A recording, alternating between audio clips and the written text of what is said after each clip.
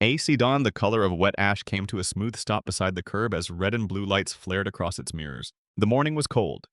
The sky had the dull color of dishwater, and dead leaves scraped along the gutter in thin brown drifts. Officer Barrett Crowe stepped from his cruiser with the loose, confident swagger of a man who had performed the same routine countless times without ever questioning himself. He approached the driver's window with a smile already forming on his face. It was not a friendly smile. It belonged to a man who believed he already knew everything he needed to know before asking a single question. Behind the wheel sat a woman with steady hands and quiet eyes.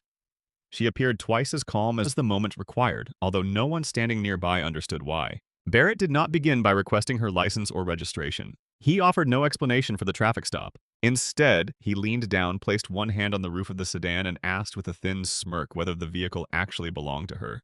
Pedestrians began slowing down. A woman carrying a shopping bag stopped near the corner. A man walking his dog pretended to check his phone while watching the encounter. None of them knew that the traffic camera above the intersection was already recording. The doorbell camera above the bakery across the street was recording as well. A small dashboard camera behind the sedan's windshield captured the scene from inside the vehicle. Even the body camera clipped to Barrett's own uniform was preserving every word he spoke. What Barrett could not have imagined as he leaned toward the window with that satisfied expression was that the woman behind the wheel was Dr. Cassandra Vale, Executive Director of the Federal Bureau of Investigation's Regional Office. The encounter was about to become the worst professional mistake of his career. The city had not fully awakened. Most storefronts remained dark, their security gates only partially raised. Steam rose from a coffee cart near the corner while the vendor rubbed his hands together against the cold. Cassandra drove an aging sedan whose paint had been dulled by years of sunlight, road salt, and changing seasons. The interior carried the faint scent of leather conditioner and the peppermint gum she kept inside the center console. No security detail followed her. The vehicle had no government plates, official markings, or visible indication of who its driver might be. Cassandra preferred it that way. A career built upon discretion had taught her that the less attention a vehicle attracted, the more freedom its driver retained. She was traveling to a meeting with Department of Justice officials concerning a task force she had spent a considerable period assembling. Her mind was already working through the agenda, the names of the officials she needed to persuade, and the careful order in which she intended to present her findings. She checked the rearview mirror from habit rather than concern. Many years earlier, Cassandra had entered her first federal training academy as one of only a few women in a room filled with men who assumed she would not remain long. She proved them wrong. She spent years investigating violent crimes in multiple field offices. She testified before congressional committees whenever her work required it, and advanced steadily through the bureau, one difficult case and one hard-earned promotion at a time. Eventually, hundreds of federal agents served under her direct authority. Cassandra learned early that visibility was not the same as power. The loudest person in a room was rarely the one controlling its outcome. She built her career upon the quiet discipline of listening longer than others expected and speaking only when her words would carry the greatest possible weight. That discipline served her in courtrooms, boardrooms, and classified briefings with officials who technically outranked her but rarely matched her influence or experience. It would serve her again on an ordinary sidewalk beneath a colorless sky. She simply did not know that yet. Elsewhere, in a parking lot behind a gas station, Barrett Crowe leaned against his cruiser while speaking with another officer. Paper cups of coffee cooled beside them. Barrett enjoyed discussing his statistics. He talked about the tickets he issued, the arrests he made, and the way he supposedly kept that part of the city clean. I use the word often. Clean. He spoke it as though it described discipline or virtue rather than a judgment he had appointed himself to make. Barrett casually mentioned the kinds of people he watched more closely than others and the vehicles that immediately made him suspicious. The younger officer listening to him nodded without fully agreeing. There was an effortless confidence in the way Barrett spoke, suggesting that no one had ever seriously required him to answer for his words or actions. He finished his coffee and threw the cup toward a trash bin. It missed. Barrett did not bother picking it up. He returned to his cruiser, already searching for another opportunity to confirm what he believed about the people around him. A plain gray sedan eventually passed through an intersection in a manner that Barrett decided provided all the justification he needed.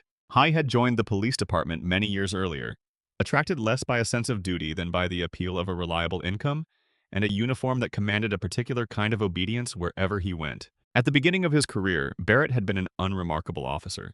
Hy was neither especially talented nor obviously reckless. Over time, something inside him hardened into a pattern that supervisors either failed to recognize or deliberately avoided examining too closely. He repeatedly discovered suspicion where none had been offered. He interpreted ordinary behavior as dangerous whenever the person behaving normally looked a certain way. His arrest numbers were high, which satisfied the people above him. Few supervisors asked what those numbers represented, or how many innocent people had entered his patrol car simply because Barrett decided they did not belong somewhere. He carried the confidence of a man who had never faced meaningful consequences. Barrett believed his badge made him untouchable, and that the uniform itself provided armor no ordinary citizen's testimony could penetrate. That belief eventually became instinct. It guided his hands and voice before his mind found excuses to justify them. The emergency lights appeared behind Cassandra's sedan, filling its interior with alternating red and blue flashes. She did not flinch. Cassandra checked the mirror, activated her signal, and calmly moved toward the curb. She understood better than most how these encounters were supposed to proceed and how quickly they could become dangerous when one person decided the rules did not apply to him. She placed both hands visibly upon the steering wheel and waited. The morning seemed to grow quiet. Behind her, a car door opened. Unhurried footsteps moved across the pavement, carrying the unmistakable confidence of someone who had already decided what kind of encounter he intended to create. Cassandra's window was lowered when Barrett reached the sedan. He did not introduce himself. He did not state his department or explain the reason for the stop, despite every procedure requiring him to do so. Instead, Barrett bent toward the open window, looked inside the vehicle, and asked with open doubt whether the sedan truly belonged to her. Cassandra met his eyes without blinking. "It does." She reached slowly toward the glove compartment to retrieve the registration, using deliberate movements intended to prevent any possible misunderstanding. Barrett remained unsatisfied. He asked where she worked. He questioned how she could afford the vehicle even though its age and condition made the question absurd. That contradiction appeared to escape him. Barrett asked whether the sedan had been reported stolen, although he had not checked the license plate, contacted dispatch, or gathered any evidence supporting the accusation already forming in his mind. Cassandra answered with as few words as necessary. She did not raise her voice or reach for her phone. She handed him her license and registration together. Her hands remained steady, and her expression revealed nothing, while Barrett turned the documents over repeatedly, searching for a defect that did not exist. A small crowd began forming without intending to. A woman waiting for a bus watched from the corner. Two men wearing work jackets slowed down as they passed. No one spoke, but their presence altered the atmosphere. The subtle pressure of being observed appeared to encourage Barrett rather than caution him. He straightened, glanced toward his cruiser, and leaned toward the window again. This time, his voice carried a harder edge. He ordered Cassandra to step out of the sedan. Barrett still offered no explanation, specific suspicion, or legal justification beyond his own authority and determination to exercise it. With careful courtesy, Cassandra asked whether she was being detained. Barrett did not answer. He repeated the command and tapped two fingers impatiently against the roof of her car. The gesture had little to do with procedure and everything to do with wounded pride. Cassandra opened the door slowly and stepped onto the cold pavement. She closed it behind her with a quiet click and stood with her hands visible at her sides. She gave Barrett nothing he could interpret as aggression, resistance, or fear. The crowd near the bus stop continued growing. People were drawn by the particular gravity surrounding a public confrontation between authority and someone who refused to be provoked. A delivery worker slowed his bicycle and placed one foot on the curb. An older woman pulled her coat more tightly around herself and whispered something to the person beside her. No one intervened because no one fully understood what they were witnessing. They knew only that something about the encounter felt deeply wrong. Cassandra registered the surrounding witnesses without turning her head. She noted them the same way she had been trained to identify every exit and potential threat inside a room. She memorized the number on Barrett's badge and the unit designation printed on his cruiser. She noticed sunlight reflecting from the storefront window across the street, and correctly suspected that a security camera was concealed behind the glass. Cassandra again asked whether she was under arrest and whether Barrett could identify a legitimate reason for the stop. He dismissed the question with a wave. Without requesting consent, Barrett moved toward the rear of the sedan and opened the trunk. He ran his hands along the lining as though searching for something he had already convinced himself would be there. He reached through the passenger door and searched Cassandra's handbag. Barrett turned over the notebook, a set of keys, and a small leather identification folder she had not yet chosen to reveal.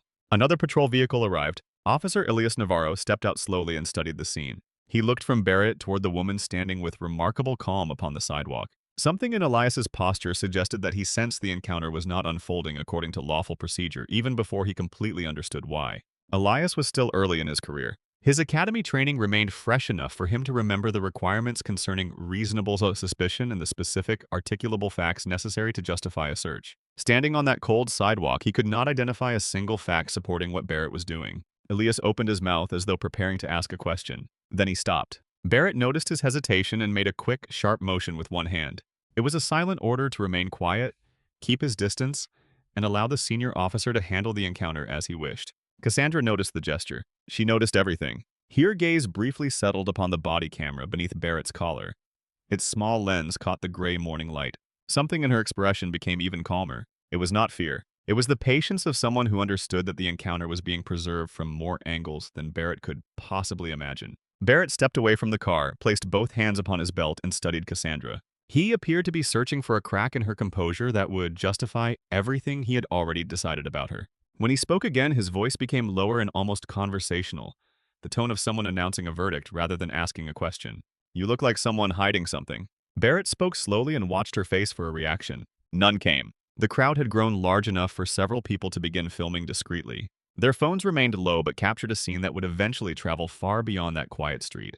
What the witnesses did not know was that whispers about Barrett Crowe had circulated within the police department for years. They rarely traveled far enough to matter. Colleagues quietly discussed complaints filed against him, allegations that repeatedly disappeared because internal investigators claimed there was insufficient evidence. An elderly man had once been questioned outside a hardware store for standing too long beside his own truck. A delivery driver had been detained for an extended period over a broken taillight that was later discovered to be working perfectly. Every investigation ended quietly. The paperwork disappeared into files no one reopened. Barrett walked away from each incident with his confidence strengthened rather than diminished. Somewhere in his mind, he believed badges protected the people wearing them more completely than the law protected the citizens those officers had sworn to serve. Hy had once said something similar as a joke to a rookie officer inside the locker room. The rookie laughed because remaining silent or disagreeing felt more dangerous. Cassandra answered Barrett's accusation with a question.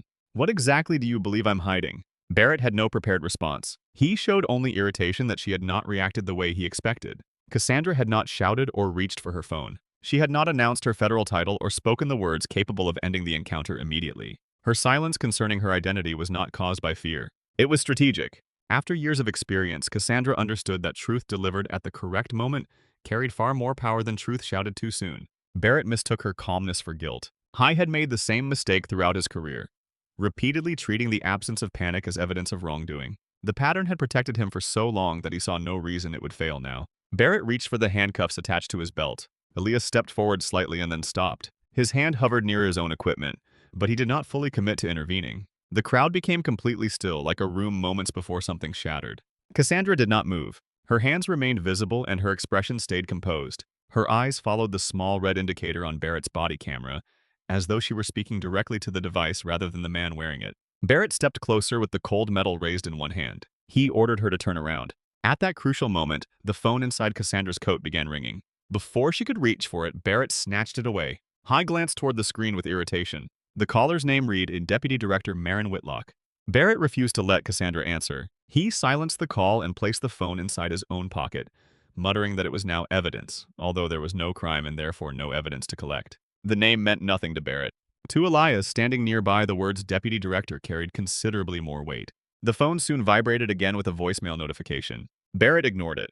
Elias later recalled seeing the beginning of a transcribed message appear briefly across the screen before Barrett dismissed it. The visible words addressed Cassandra as Director Vale and stated that the secretary was already waiting inside the conference room. Barrett told himself it meant nothing.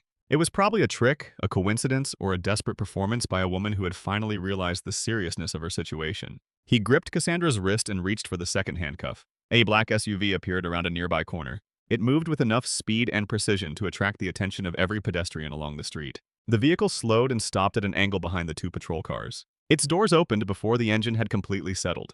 4 plainclothes federal agents stepped out. They moved with the coordinated calm of people trained for precisely such arrivals. Their eyes swept over the intersection and quickly settled upon the woman standing at its center. Special Agent Desmond Rourke walked around the front of the SUV. His coat remained buttoned against the cold.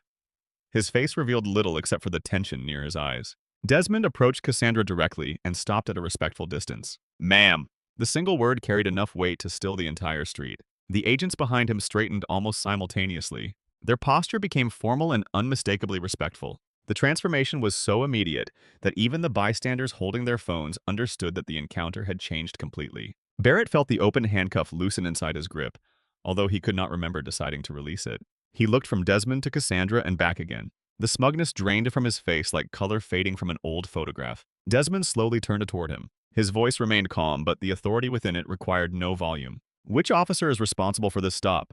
No one answered immediately. Elias looked down at his boots. Barrett opened his mouth but found nothing useful to say. Deputy Director Marin Whitlock had received Cassandra's interrupted communication and immediately recognized that something was wrong. A protection protocol existed for situations involving a senior federal official whose safety could not be confirmed. It was rarely used, and no agent wanted circumstances to require it. Marin understood the strain hidden beneath the fragments of the interrupted exchange. A routine traffic stop had become dangerous enough to require an immediate and visible response. She did not request retaliation. She acted because the safety of one of the Bureau's most senior officials had become uncertain. Like Cassandra, Marin understood that the fastest way to end a dangerous situation was often to make its true importance impossible to ignore. Desmond rapidly assembled a response team and moved toward the location without delay. He did not shout, threaten, or create a dramatic scene for the surrounding cameras. I understood that the recordings already existed. They would communicate the truth more effectively than anger ever could.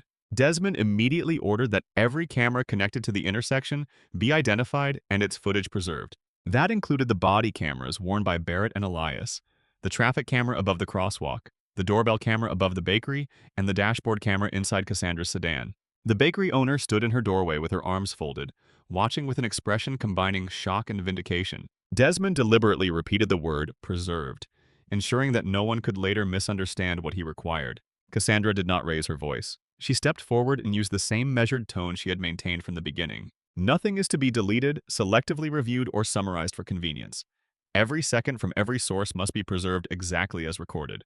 A technician from the federal team began working immediately. He connected a device to the officer's body cameras and downloaded the footage before anyone could suggest another course of action. The bakery owner voluntarily offered her recording. She had watched the entire encounter through her window and had already decided that she wanted her evidence included in the official record. The crowd had grown larger. Its silence changed from curiosity to something closer to reverence. The witnesses understood that they were not watching an act of vengeance. They were witnessing a reckoning, the slow and unavoidable arrival of consequences for someone who had spent years believing consequences would never reach him. Captain Gideon Salazar soon arrived. He had led the district for many years and possessed the unhurried seriousness of someone experienced in reading a scene before receiving an explanation. Gideon asked to see the body camera recording first. He watched it while standing upon the sidewalk with his arms folded and his jaw tense. His expression changed as the footage continued. Confidence in his department gradually became something closer to disgust. He watched Barrett approach the driver's window without greeting Cassandra or explaining the reason for the stop.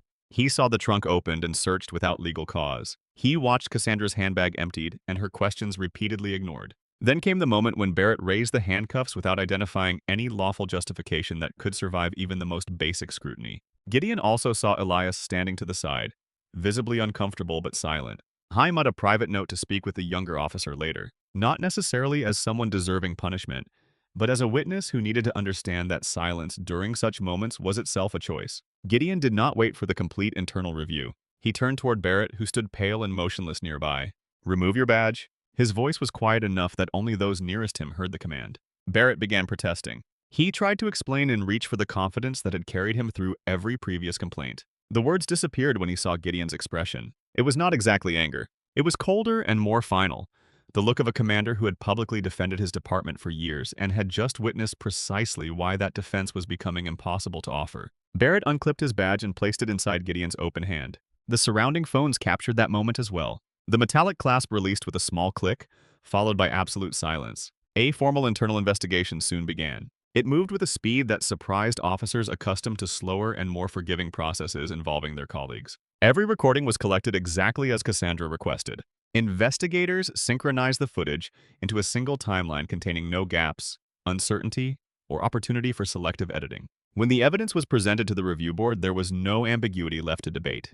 Every word Barrett spoke, every gesture he made, and every unjustified search existed in clear detail from several independent angles. Nothing he said afterward could soften what the recordings plainly revealed. News of the stop spread through the department. Officers who had previously dismissed complaints against Barrett as exaggerations or misunderstandings began reconsidering what they had ignored. One by one, people who had remained silent came forward. The elderly man questioned outside the hardware store provided a formal statement. The delivery driver described the prolonged detention he had endured without receiving any legitimate explanation. A pattern began taking shape. Every account connected to the next like pieces of a puzzle that no one had previously wanted to finish assembling. A woman named Yvette Coleman described being stopped years earlier outside her apartment building. Barrett questioned her for an extended period because he claimed she resembled someone else. No meaningful resemblance was ever established beyond his own assumptions. A teenager, now an adult working as a mechanic, remembered being forced to kneel upon wet pavement while Barrett searched a car legally owned by the young man's father.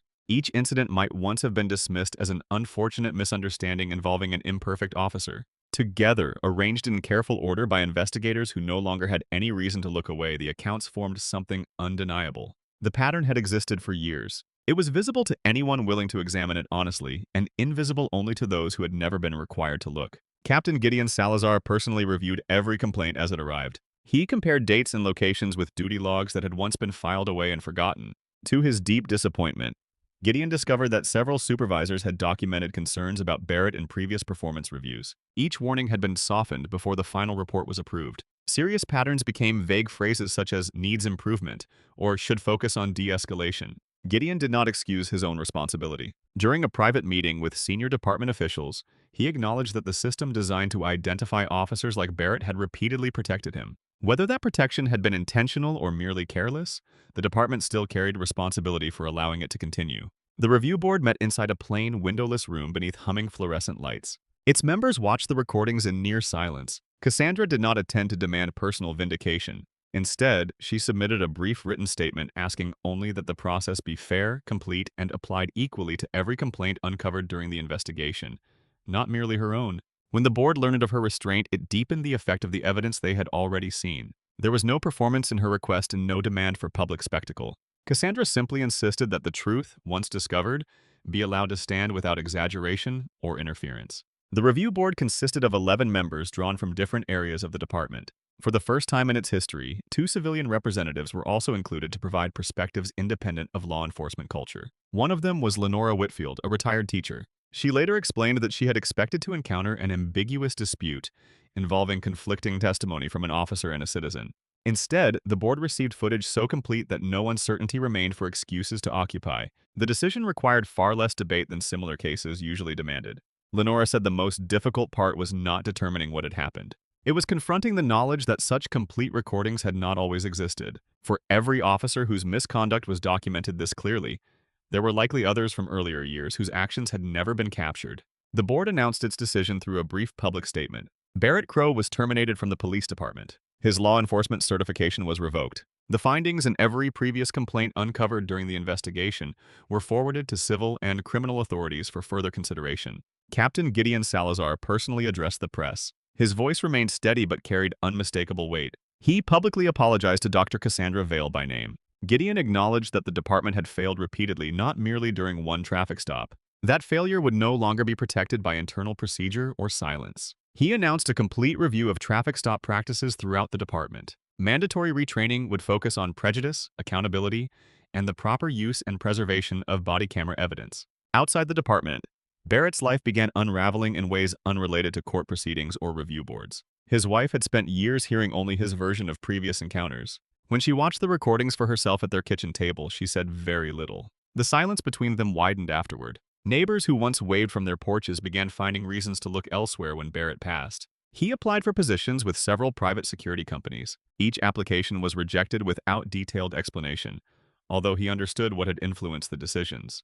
Barrett began driving without a destination, moving through the city as though constant motion might allow him to escape the version of himself now permanently preserved online. He never contacted Cassandra. He offered no apology. During the only interview he agreed to provide, Barrett sat stiffly across from a local journalist and insisted he had simply been doing his job. He said he followed his instincts as he always had. The journalist later observed that Barrett appeared to believe every word, making the situation feel sadder rather than easier to forgive. Cassandra rejected every opportunity to transform the incident into something harsher or more punitive than the truth required. Reporters asked whether she intended to pursue personal action beyond the department's findings. "Justice does not require anger to become complete," she answered. "It requires the truth to be stated clearly and applied equally, regardless of the badge someone wears or the title someone carries." The complete recording entered the public record and spread far beyond the city. People discussed it in newsrooms, training academies, offices, and living rooms across the country. The encounter was not remembered primarily as a story of revenge. It became a stark illustration of how quickly authority could become corrupt when someone believed no one was watching. Cassandra was invited to address a national conference devoted to police standards and institutional reform. She accepted, not because she wished to relive the experience, but because she understood the value of transforming one painful morning into a lesson for officers who might otherwise repeat the same failures. Cassandra approached the podium wearing a plain gray suit. Her expression was calm and her voice carried the same measured tone she had used upon the cold sidewalk. She did not speak primarily about herself. She spoke about responsibility. Cassandra described the quiet daily decisions that either earned public trust or slowly destroyed it. She explained the difference between power exercised with integrity and power used simply because no one nearby seemed capable of stopping it. Every badge, she reminded them, carried the full weight of the public's belief that its authority would be used honorably. Once that trust was broken, rebuilding it required far more effort than destroying it. Without naming Barrett directly, Cassandra explained that the officer who stopped her was not simply an isolated anomaly. High was the visible symptom of a much larger problem, one that flourished whenever accountability was treated as optional rather than essential. She spoke about Officer Elias Navarro. After the incident, Elias requested a transfer into a community relations division. High was determined to prove, in his own quiet way, that the silence he maintained on the sidewalk would be the final silence he ever chose during an injustice. Cassandra also described the policies Captain Salazar created after confronting the department's failures. Unusually prolonged traffic stops would now be flagged automatically for supervisory review. The policy was born from a serious mistake, but it was deliberately designed to prevent the next one. She did not present those reforms as personal achievements. Cassandra offered them as proof that one painful encounter could become something lasting and constructive if the witnesses chose to act rather than simply move on. The audience rose before she completed her final sentence. Applause moved through the room in waves. The response appeared to surprise Cassandra more than anyone else present. She accepted it with the same quiet composure she had carried through every moment since the traffic stop.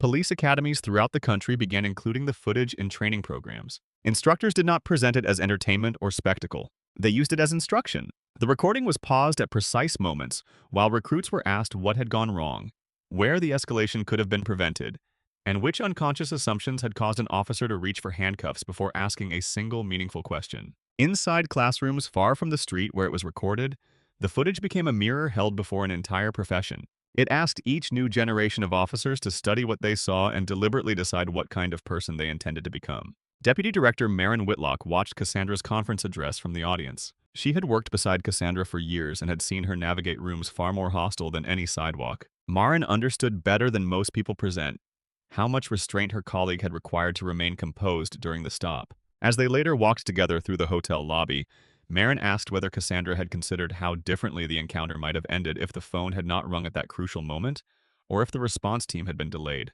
Cassandra considered the question. "I prefer not to dwell upon the version that did not happen," she finally answered. "What matters is ensuring it cannot happen again to someone who has no phone call coming, no title capable of protecting them, and no cameras positioned by fortunate coincidence." That, she explained, was the real work. It would continue long after every headline created by the incident had disappeared. Cassandra returned quietly to her responsibilities. She approached the work exactly as she had before the traffic stop changed the direction of so many careers around her. She kept the same aging sedan. Its paint remained dulled by weather, salt, and years of ordinary use. When people asked why she had not replaced it with something newer or more reflective of her position, Cassandra offered no explanation. She did not need the choice to make sense to anyone else. She understood better than most that the truest measure of character appeared not during moments when the world was openly watching, but during ordinary mornings when people mistakenly believed no one could see them. The camera above the intersection continued recording long after Cassandra's story had ended. It captured other mornings, other vehicles, and other drivers quietly moving toward curbs beneath flashing lights. Within every recording remained the same simple and unforgiving truth that had undone Barrett Crow beneath a cold and indifferent sky. Real power was never found in the metal attached to a uniform. It existed only in the choices people made when they wrongly believed no one else could see them.